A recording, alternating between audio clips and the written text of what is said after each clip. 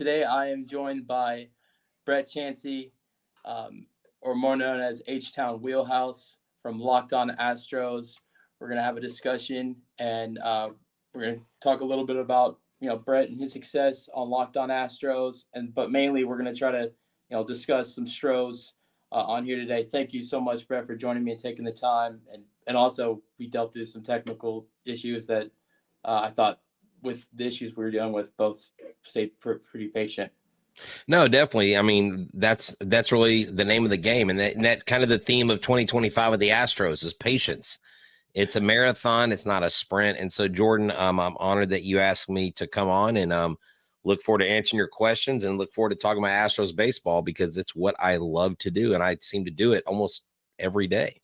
Yeah, I mean, I'm honored to have you on here with me. It feels like watching you and Eric has been like kind of a routine as an Astros fan. And so wanting to have more people on my channel joining with me, it was an obvious choice to have you on here with me. Before we get into Astros, I know that is our main, that is our main topic. And I guess this is kind of Astros related. I wanted to ask you about like your journey and, if I don't know how many Astros fans. There are a lot of Astros fans that are familiar with Locked On Astros. Y'all have got almost 14,000 subscribers and have had a lot of success on there. Not only that, but you have your own channel with Mike Stanton. So how did your success start, and like when did your journey start? Like that kind of stuff. That's what I was trying to ask. Yeah, definitely. Back in, I guess, 2016, 2017, I really kind of started hearing about podcasts. The whole podcast thing was really just beginning to be a phenomenon. And honestly, my first thought was, that sounds boring. Like, I'm a movie guy, I'm a visual guy. But then I started listening to podcasts. I was like, that's pretty cool. And I was like, well, how does someone start a podcast? And I'm like, well, you just got to record your voice and put it somewhere. Well, I don't know how to record. I don't know how to put it on. And so I actually started doing some stuff with Rob Fontenot, who does Astros baseball. He and I had a little short stint where he had like the Robin Wheelhouse show. Then our schedules just didn't match. He does shift work. I was a teacher, and I wasn't really able to commit to him at the time that I had to give to him. But I do have to give him some credit of just getting me into podcasting. It literally started with my cell phone. Started using just an app for the podcast, and I just called it a Sit Down with H-Town or something. And about that time, I changed my name to H-Town Wheelhouse. I like the H-Town mantra. And then wheelhouse has always been a word that I've said my whole life. I grew up in a family where my dad basically it was baseball at night, baseball in the day, baseball in the morning. If we weren't at the Astros game, we were at the batting cages or we were on the baseball field. I mean, it was 24/7, eat, sleep, drink baseball. And so I've naturally had this desire in the back of my mind to do broadcasting, to do sports journalism, to do something in sports. And I never did. Was a youth pastor for 15 years, been teaching for 15 years. So I've worked with kids my whole life, worked with students, and this opportunity came up. I had done a couple things with Rob. I did my own thing. And then someone randomly reached out to me, some guy that was like some Hollywood like agent. And I haven't told this story a whole lot, but he literally reached out to me. His name was John. And literally, I have no contact with the guy anymore. I don't ever know what happened to him, but he came into my life. He got me connected with people in Florida. He got me connected with Tito Santana, who was the first Mexican-born WWE wrestling champion. I interviewed him. He's like a biology teacher up in New Jersey. And then I reached out to Bill Brown. I then reached out to John Boy. When there was a lot of speculation of what happened in 2017, like we didn't really believe the stuff we were hearing, but I interviewed him. I interviewed Gerald Sanchez, who's one of the voices of the Sugarland Space Cowboys, and it just kind of just kept going. And then one day, Eric, who used to do Talking Stros with his friend Brandon Del Castillo, who's become a friend of mine, he got picked up by Locked On. He did it for about a year, and he said, "Hey, you want to help me with Locked On?" And I'm like, "Sure." So I just kind of joined him, and he warned me. He's like, "It's a grind, 5 days a week, And I was like, "Look, as long as we can fashion it where it fits in my schedule, I'm good. And one of the keys in life, I tell everybody, is having a work-life balance. You know, your people at home are going to always be there. The job you have may not always be there. So you got to make sure you're building that foundation at home. And I feel like I've done a really good job of evening out my commitment to this and that. But the more I did it, the more I fell in love with it. It was really catapulting for us. We had Lance McCullers Jr. on, and we decided to put it on YouTube, on Eric's daughter's YouTube channel that had like 30 subscribers. And then we were in the midst of going through, we had done phase 1 at Locked On. They were into phase 2, and they were going to bring MLB teams onto YouTube. Okay. They bring MLB teams onto YouTube. They said, we want y'all to be the first MLB team with a show, but stop production because we need to get you a background. We need to make you professional, blah, blah, blah. So we did that, and really the rest is history. That year we grew to 1,000 subscribers, and the proof is just in the numbers, but not just the numbers. I think I'm coming off talking about the numbers because they are what they are, but it's the interaction with the people. I was working my third job the other day at Lids, and a family comes in. I saw this. Yeah, a father and his daughters watch us from San Diego. And they're like, oh my gosh, this is so random that we would see you here and that you'd be working here. I'm like, I know it is random that I'd be working here, but that's okay. But just the success has been simply because I've put my nose to the grindstone and I've not looked up. I've not looked at what other people are doing. I focused on what I'm doing. And that's where the success comes from. The success comes from, I think, 3 things: community, I think being humble, okay, and also never being okay with where you are. I always say it's not about where you are, it's where you're going. And so my goal has always been bigger. The first year, and I'll close this out with this. The first year I was in the stadium and at Minute Maid at the time, and someone recognized me from the show. They asked me, and it was weird. It was like the very first person that I met in person said, hey, I watch you on YouTube. And then we had literally been on YouTube like a month. He said, what's your goal? Like, what's your end goal with all this? And I remember looking up at the big screen at Minute Maid and saying, that's my goal. I want to be up there. Like other podcast hosts, they're about the podcast. I'm about so much more. But I can only go as far as the people take me, and I'm willing to go. And from there, it's just taken off. I mean, from interviewing Jordan to Justin Verlander to these guys, it's just been a dream come true. I pinch myself daily. I'm blessed beyond what I deserve for sure. Yeah, I mean, it sounds like a great journey with a bunch of hard work and dedication. The one thing I will say is that not only do you do like everything you're doing with the Astros, on top of that, you're a teacher. I mean, teachers work there, what's up already, and are so underappreciated. And then on top of that, you do what you do with the Astros. So, I mean, yeah, it's incredible to watch. And you probably would have hated me as a student though, because I would. No, it's not like I was a bad student or anything. I just wouldn't. If you have in your classroom, you have like Astros stuff. I would assume. Yeah.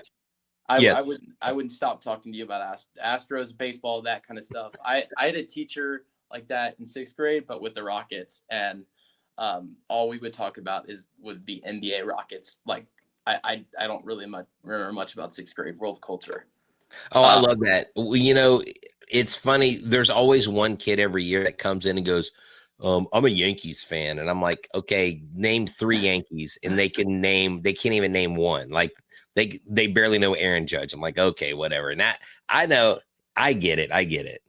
And then the other thing I will say about y'all's show is that, I started watching y'all, like, I watched y'all, like, I think the first time I started watching you and Eric was like 2022, but started watching more in like last year, like frequently. Mm-hmm. And the one thing I like most about y'all's show is the positivity y'all have.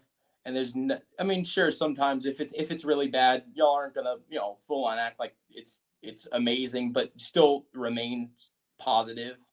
And at times last year when things were really bad to start off the year, I'd be like, oh, come on, like, let's get angry a little bit. And then I would realize it, like right after watching y'all, I'd go to Astros X Twitter, whatever you want to call it, and see all the negativity on there. I'm like, I want to go watch it. I want to go listen to them again. I want to hear the positivity again. Well, right. And I guess, see, there is a fine line. I also run a page called Stros 411. That's Stros with a Z now. We've changed it because of the new jerseys. But when I took that page over in, I guess, 2018 or so, the person who was running it before me basically had banned like 500 and something people and was negative and was combative, confrontational, blah, blah, blah. So I was just like, you know what? I'm going to unban everybody. I don't even know if they threatened somebody. I didn't care. I just unban everybody. And that's where I came up with the slogan, always positive, always Stros. And so at the end of the day, it was just simply, what kind of interaction? Like, how do I want to be known to the people? Yes, I have passions. Yes, I have conviction.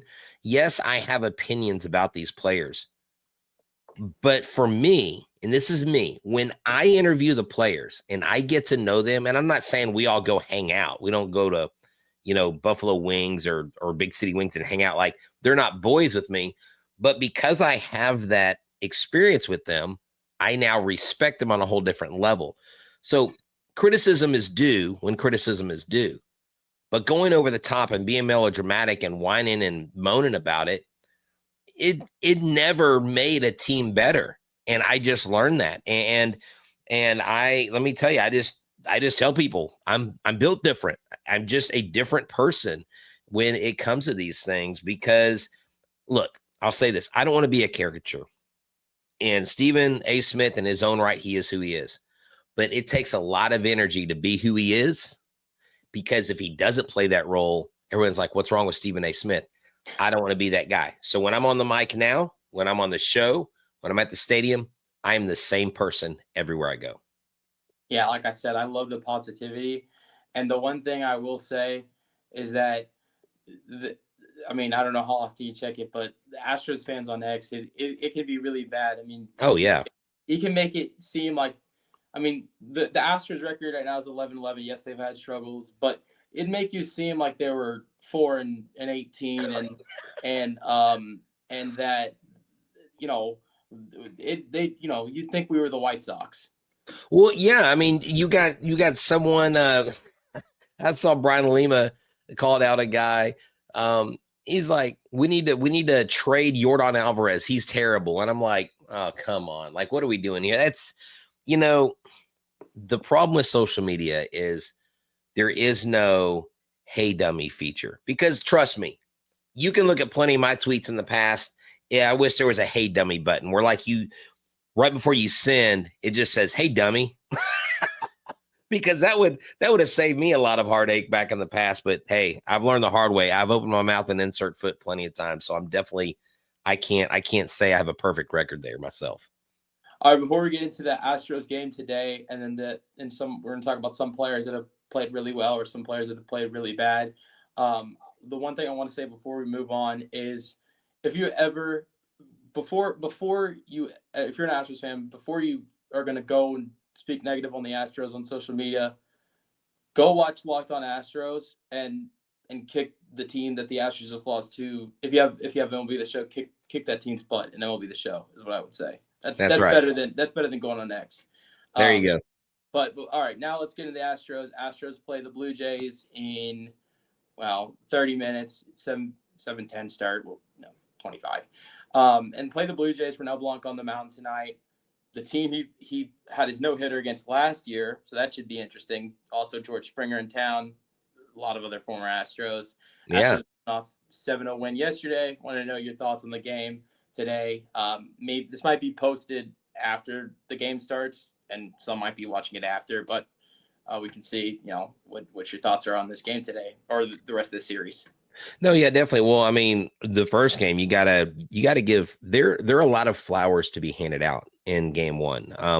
Number one, it is Hunter Brown who has become the ace of this staff. It's just unequivocal. It's not an argument. Facts are facts. Facts over feelings here. Brendan Rodgers having a multi-hit game. Jake Myers contributing. Just it just seemed like every aspect of this game, you had guys contributing. And Yordan Alvarez, he hit an RBI single. Now, I shouldn't be celebrating an RBI single from Yordan Alvarez, but with the way he's been going, I definitely am fine with that. Zach DeCenzo gets in the game, 2 for 4 as a major contributor, had been sitting for 9 days. And my thing was, why in the heck are we starting him against Kevin Gausman, his first game back? That's kind of insane. Yeah. Zach DeCenzo did it. They sat Christian Walker. And so it looks like on the game tonight, the Houston Astros, who do we have going? If we look at the lineup, do we have a Christian Walker sighting tonight? Yeah, he's in the lineup today, and I think I saw he's batting. Yes. I know Diaz is down to 7. I don't want to say Walker's 5 or 6. See, I had heard someone said that they heard Coach say that DeCenzo was playing today. Now, Chandler Rome posted that like DeCenzo was going to play today, but then DeCenzo has like a little injury. I want to say it was. I don't remember what they said. I want to say it was something in his hand. Okay. So, but Chandler Rome said that DeCenzo was likely to play, but had a little injury, and Espada was waiting to hear from whoever, and if it was a no-go, Cam Smith would be in the lineup, and that's why Smith is starting today. Right. And, one of the other things I think that's important to point out is the changing of the lineup, which, look, put Alvarez second, Paredes third, Pena fourth, and Christian Walker fifth. That just, wow. Okay, you got Brendan Rodgers, Yainer Diaz, and Jake Myers. Look, I like Smith in the 9 hole. I think Smith is great to flip the lineup, and he's got the speed. So you got Myers and Smith, who both have a decent amount of speed out there. They've been hitting 286 and 237, not bad. But the 2 OPS leaders, Altuve and Smith, are basically hitting back-to-back with the 9 and the 1 spot coming up. This team, Jordan, has not yet achieved what it is capable of achieving offensively, okay? Mike actually sent me these numbers yesterday. I think I talked about this last night on Locked On. He sent me this and he said, with the text, here is the elephant in the room. And he sent me like last 10 games, 5-5. This was before last night's game. Series record, 4-3. Sweeps, 0-1. And then games when scoring 4 runs or more, 5-1. Games when scoring 3 or fewer, 5-10. That right there should tell you all you need to know about this team. You put 4 runs on the board, you're good. You put 3 runs on the board or less, you're probably not going to win that game. So it's the offense that needs to step up. The pitching is there, and we've got help coming. Forrest Whitley looked great last night. Stephen O'Kurt has been phenomenal. Brian King, for the most part, has been really solid. Brian Abreu. Josh Hader, they're 9-0 when he pitches. So I love what I'm seeing out of this pitching staff. It's just these hitters are not hitting up to their capability, and there's no way Yordan and Yainer and these guys stay down. But I still like the lift and the amount of hits that I'm seeing out of Jeremy Pena early on. I think he's going to turn it up soon too. Yeah, me too. The one thing that I'd say that I always say with this Astros team, I think I've said it way too much, wins or losses this year on my channel when doing post games, are if you think this team is struggling right now, always go ask yourself, where was this team last year? If you look right now, 11. The team's now 11-11. That might be seen as a struggle, but last year this team was 7-15. So if 11-11 is bad this year, what was 7-15 last year? I know. Last year, didn't it feel? I was like, well, gosh, are they gonna sell the team? You would think that the Astros were punting babies off the top of Dyken Park or something. It was the sky is falling and this is terrible. And this is Jim Crane is a cheapskate. And I'm like, oh my God, like it got enough of this.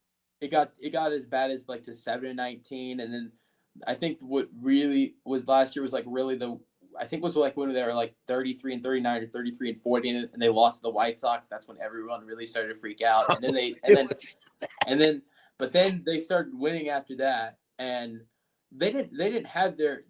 Here's the craziest part. They didn't have their last year. They didn't have their first. The first time they were over 500 last year wasn't until July. The Astros did that in their first game of the season this year. So, Yeah. I think you look at this team a lot better so far this year than last year. Another thing I always talk about is how better the pitching has been this year. You look at what Hunter Brown and Josh Hader have done early on this year. That's not what we were talking about last year. We were talking about Hunter Brown maybe needing to go to AAA. Josh Hader Yes. was a terrible signing. Ryan Presley was terrible. Pitching, okay, or hitting has been negative this year. That has been a real Right. problem. We hope that is fixed. But last year we were talking about these same things, but with pitching. So and the offense there wasn't as much problems because Jordan was doing better at this point a little bit. At this time last year they had Tucker. I mean, it's not like Bregman was doing anything last year at this time. It was we just dealing with the same problems with pitching. But Hunter Brown, the guy's got 24 straight scoreless innings. Yeah. And Hader has only given up one earned run this year. So Yeah, it's phenomenal to see the splits. I mean, Hunter Brown's whip is 0.83. It's just absolutely unbelievable what he's doing. And I want to see some 10 strikeout games, but this is what strikeouts have been kind of lower for him last couple games. But before yesterday. Yeah, exactly. But here's the deal with Hunter Brown. Something that I noticed, something I picked up on yesterday. When he was in AAA, his command was an issue. The reason why he didn't come up until late 2022 was because he just could not find the zone. He had the velo, he had the stuff just wasn't being located. And when it was located, it was being hit. So he fixed that. Not only did he fix that, but his mentality's always been great. And I'll share this on your show. I've shared this probably several times, probably ad nauseum with my Locked On Astros fans. But back in 2022, I got to talk to him after him and Yainer Diaz were elected to the Futures game that was out in San Diego. And I told him, Hunter, congratulations on being nominated. That's a pretty big honor for you to go to the Futures game. And, how do you feel about it? And he said, well, while I appreciate the nod, he said, my goal this year is to help the Houston Astros win a World Series. That's what I want to do. I want to be at Minute Maid Park helping the Astros win. And what did he do that year in 2022? He went out there on the mound, had some key innings, helped them win the World Series. And it was cool. I got to tell Dusty Baker that at FanFest. I ran past him and I said, hey, I got a story for you on Hunter Brown. And I told him, he said, well, he is a champion. So that sounds about right. And Hunter Brown's just had that mentality. He showed that last night. The umpire was not treating the strike zone very well.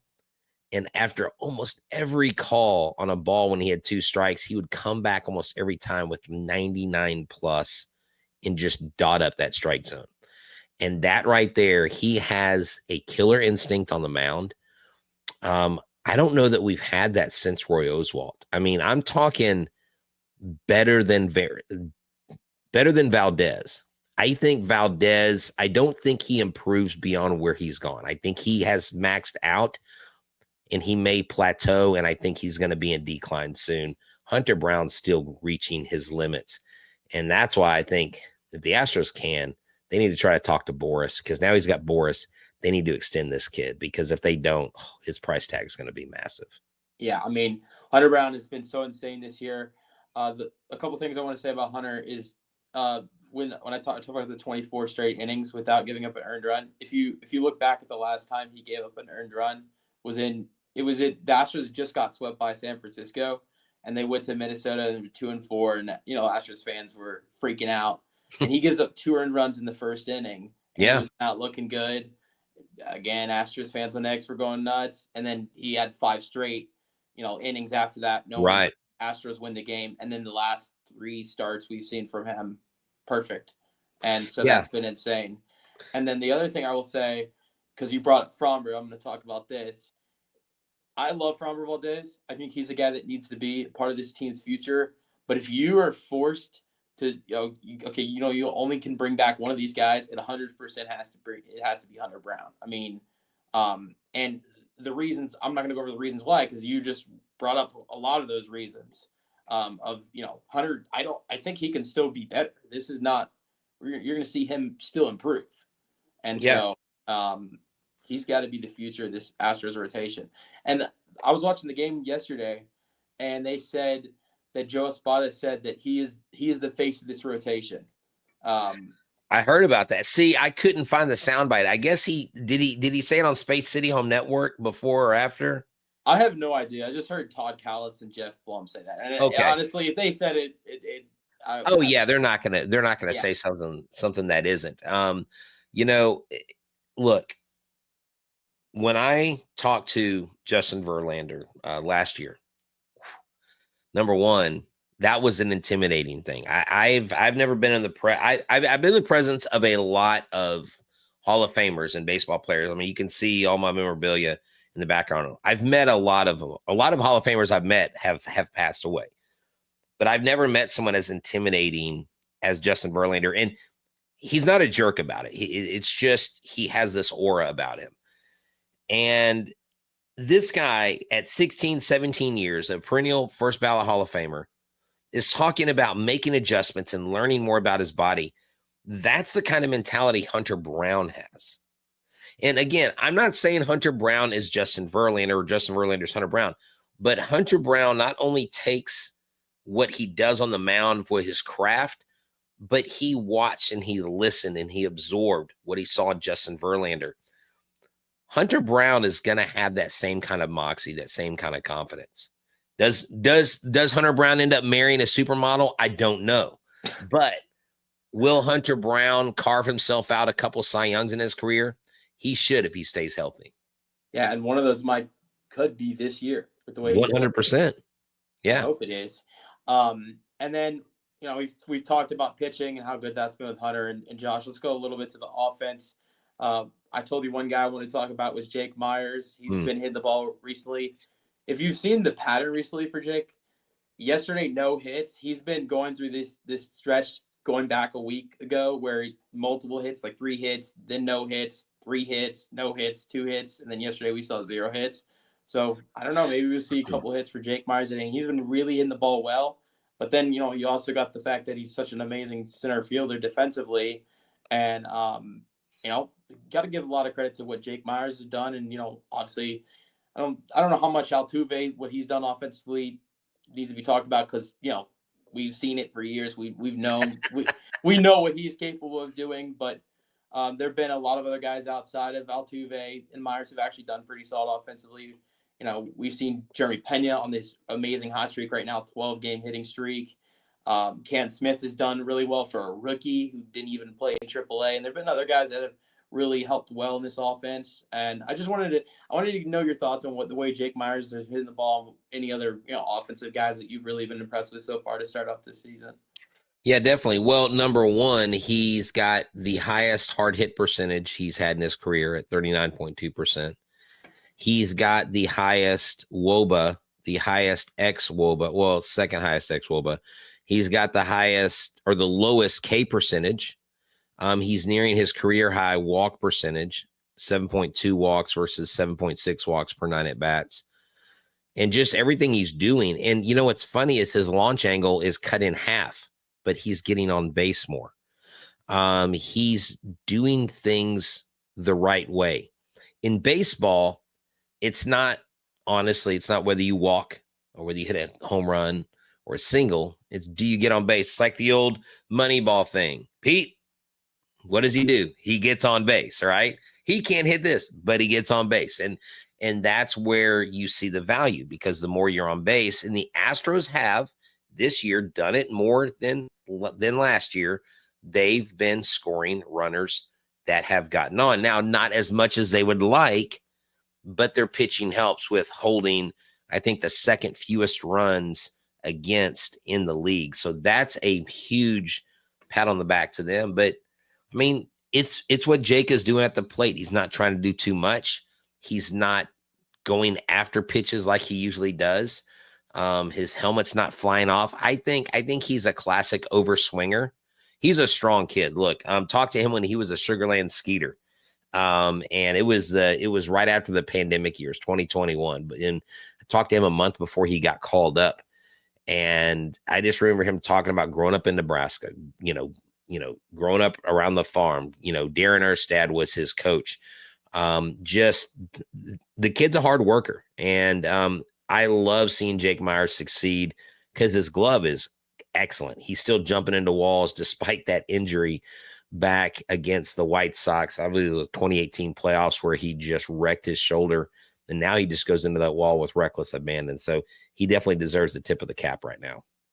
Yeah, I mean, he's been amazing this year. I think the one thing I'll say about him defensively, not only has he been amazing, but it's also the fact, and it's nothing against Altuve or Cam Smith, but he's playing next to two guys who are not as experienced or that great defensively next to him, and he's taking on a huge load defensively, much more than he has had to, do in the past when playing next to guys in the outfield at times like Brantley and Tucker or well, see, he's already at 3 outs above average he's already 3 runs on outs above average. His fielding run value is 96th percentile. In other words, he's really good in the field. Now his arm is still at a 42 average, but it's his glove that really sells the deal. And I love Jake Myers, and I really hope that he can string it together beyond June, and that will be the test. What does Myers do after the month of June?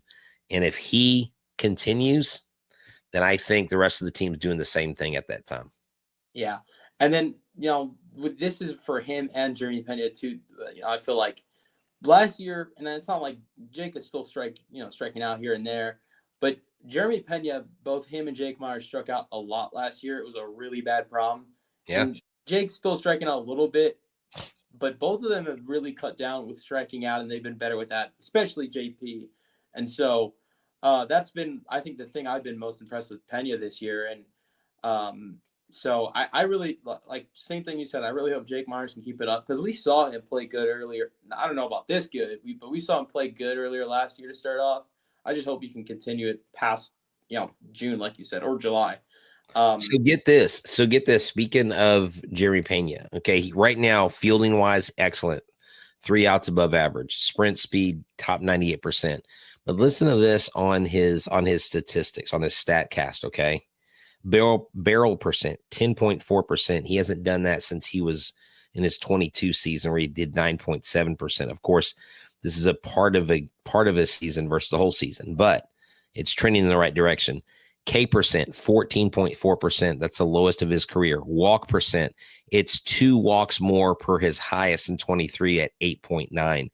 He is simply doing more this year. His launch angle is better. And that's what they talked about going into the offseason. In this offseason, I talked about getting lift on the ball, and that's what Mike Stanton and I have focused on, and that is what he's doing.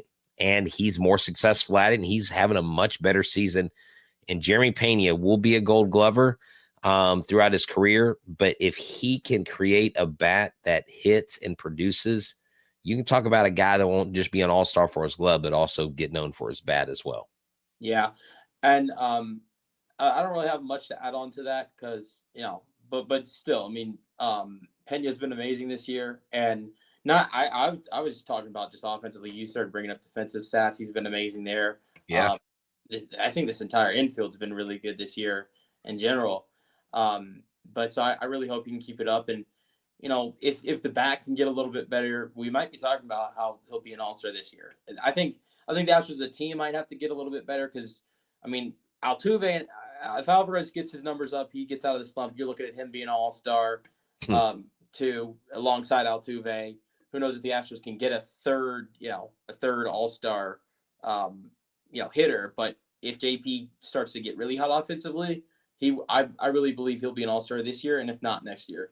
But one of the last things I want to get into before we wrap it up is the struggles of guys like Yordan Alvarez, Christian Walker, Yanner Diaz, some of the other guys in the offense, but really mainly those 3 guys who've had really bad struggles first 21 games, 21 or 22. And, Christian Walker got his first day off yesterday. Maybe that can help. Maybe Yordan Alvarez with the history he has against Chris Bassett today, that can help. 8 for 19, 5 home runs. I'm predicting.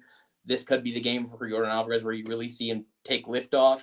But what do you think it's going to take, or when we will really see those three guys really get going? We thought it was going to happen in the Los Angeles series for Yainer Diaz, but really didn't. It didn't really go after that. But I just want to know your thoughts on that. Yeah, definitely. Well, I mean, if I look at his numbers, his average exit velocity is 94th percentile. His bat speed is 99th percentile, but it's squared up. Baseballs that he's squared up on the bat, 35%. He has whiffed. He's in 74th percentile. His K percent is at 19.3. It hasn't been that high since 2021, when he came into the league, I guess, after his, rookie year. Going 2020, I don't really count that, but this his first full season after his rookie year, he struck out a ton. He's walking a lot more, 14.8 for every 9 at bats, but all his expected numbers, his expected slug, his expected WOBA, his expected batting average, they're all down. You would like those to be up. And his launch angle, I think, is too high. It's right at an average of like 20, which you want that to come down, because when he's hitting on all cylinders, it's between 14 and 18, and that those 2 degrees can make a big difference from what I've learned. He's not barreling as much per plate appearance. So with Jordan Alvarez, I've learned it's a mental thing. And it's not a skill thing. It's just, getting out of his own head. And he's not a head case. When I talked to him, he talked about how he approaches every pitch he approaches every at bat one pitch at a time, and he doesn't change his approach. He has an approach and he sticks with it, and he's successful more times than not. Remember, baseball, what people forget is baseball is predicated on failure. If you fail 70% of the time and you're successful 30% of the time, you are going to the Hall of Fame. So the foundation is failure. It's what you do when you're not failing. And when he is making contact with the ball, he's just not putting the barrel on the ball. It will come around, and he will come around. But this is, on record, his slowest and worst start that he's had. So I think he eventually comes out of it, because everyone I talk to outside of Houston, he's the most feared left-hander in baseball. Yeah. I really hope it's soon. I'm going to go ahead and make a wild prediction that it's tonight. Maybe he takes Chris Bassett deep for a 6th time. Yeah. He's had his way with Chris Bassett, hasn't he? Yeah. And it's the complete opposite of what we saw last night. I definitely didn't expect Jordan to get going last night, going up against Gossman. And surprisingly, here's the surprising thing that I thought was really dumb that the Blue Jays did yesterday. They intentionally walked Jordan, even though they knew his struggles against Gossman, and then put in, next up you got Isak, who would hit a home run off of Gossman, and so they want to face him, and then Isak hits an RBI single. I mean, normally I'd say you'd rather face, Isak than Jordan, but with the circumstances, I thought that was kind of dumb yesterday. But I think tonight could be the night for Jordan to get going. It's not a matter of if, it's a matter of when. Exactly. I like that. Good call. And so let's just hope it is this series in the last 2 games. And if not, it might come after that. The Royals, correct. I forgot who it's the Tigers after the Royals. So hope it comes in one of those next couple series, if not in this series. But I think by the middle of May, you're going to see him really take off, is my prediction. Yeah, I think too. I think maybe he gets 1 or 2 before he leaves home. In Kansas City, that's not a tough ballpark to hit home runs in for him. Neither is what is it? Comerica Park up in Detroit. Look, if I'm correct, I believe the Astros play Detroit in Houston. They come back. So they play the Blue Jays. They go on the road for 3 and then come back. Yeah, is that what it is? Okay. But okay. Yeah. Well, scratch. Well, hey, regardless, it's still easy to hit home runs in Houston. Yeah, it is. It is. At the end of the day, they have to put one foot in front of the other. They're the ones that are grinding. The fans can be mad, but I promise you, they're not getting mad and upset about it. It's a long season. It is a patient game. It requires, golf probably requires a little bit more patience, but golf and baseball both require an extreme amount of just take a deep breath. It's not the end of the world, So I like our chances, man. I think the AL West is wide open. I think the AL is wide open. All the stars went to the National League. That's fine. Let them beat up on each other. Let's get a wounded duck. Let's just grow a wild hair here and let's just say the Astros going to the World Series, right? But they have to get there first. Well, once you're in the playoffs, like my friend Mike Stanton said, once you're in the playoffs, it's 0-0, and that's the hardest part is getting there. Once you're there, anybody can make it. All right. Well, I know both of us probably want to get out and watch the Astros game, but there's two things I wanted to ask you real quick before we both go. The first thing I wanted to ask you is, all right, quick predictions for tonight. I'm gonna go first, and then you go. I got the Astros winning. I've hinted it. I'm gonna say Jordan goes yard tonight. H-Town Wheelhouse, if you don't mind, give me your prediction for tonight. Okay, for tonight, I'm gonna say the Houston Astros win. I think it's going to be a 5-2 game Astros. I think Jordan and Christian Walker both go deep. Okay, I like that. And then next thing, I like to have you back on mid-season. So I want both of us to make predictions where this team will be record-wise 80 games in. I'm gonna go with the Astros being, let's say 43-37, 80 games in, and either first or second place in the AL West. Oh wow, 43-37. So we're right at 500 right now. Oh my gosh, I'm gonna have to run through this schedule real quick. Let's go May. Okay, that's not bad. Ooh, that's a gauntlet right there. The Phillies and Cubs back to back. Holy crap. That's in June. See. So what was your prediction? I said 43-37. 43-37. Okay. I'm gonna say 40 and would it be 40 and 40? No. No, I'm gonna go higher. I'm gonna say I'm just gonna go one higher. I'm gonna say 44. How's that? That sounds good. And then there you go. Last thing before we go, we'll switch sports a little bit. One thing I was wondering throughout the last couple of days, did you watch the Rockets game 1? And what are you going to watch game 2? What do you think? What are your thoughts on the Rockets right now? Yeah, definitely. This is the team you don't want to play in the first round just because Steph Curry is who he is. I mean, you have to respect. Yeah, I mean, you have to respect Steph Curry. Jimmy Butler adding to that team. Look, they've got playoff experience where the Rockets don't.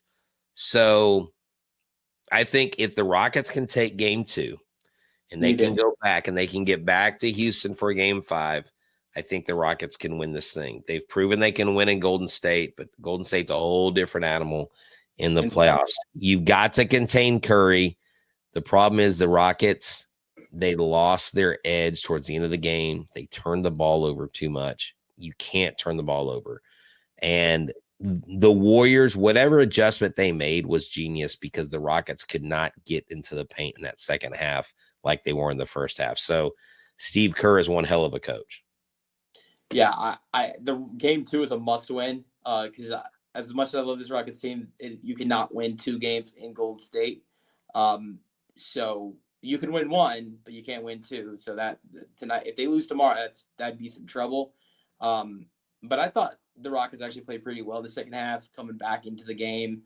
Oh yeah, yeah, they did. They just didn't finish it nicely. Yeah, they erased a 23-point deficit. So I mean, they were close, but at the end, they made too many mistakes. They took a lot of it. Brooks finally dropped a 3 after his 9th or 10th miss. So 10 seconds to go. Yeah, down 13. And one of the real problems was Jabari Smith Jr. and Steven Adams were the key of the comeback. And then for some reason, Ime wants to take him out late game. and they were down 3, and then it got out of hand again. So, but yeah, hopefully the Rockets get back on a win. I wanted to, we talked about the Astros so much. I wanted to bring up the Rockets a little bit. Yeah, definitely.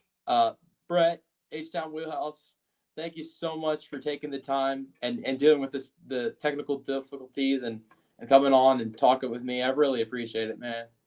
No, yeah, man. Thank you so much. And thank you for being a faithful follower. Thank you for the kind words. I really appreciate it. And if anybody's watching this, make sure you subscribe to Jordan's channel. He's putting in the work. He's putting in the grind. Good Lord, if I would have started my podcasting or whatever you want to call it, sports broadcasting career at his age, man, I would be a behemoth. So we know, Jordan, one day you're gonna be ruling the roost. So thank you so much for having me. Thank you so much, man, for those words. Yeah. And I'm looking forward to you and Eric's show later. All right, man. I appreciate it. Yeah, it should be fun. Talking about an Astros victory, right? Hopefully. We'll see. And so thank you so much, man. And you have a great night, Brett. All right, man. You too. Go Stros. Go Stros.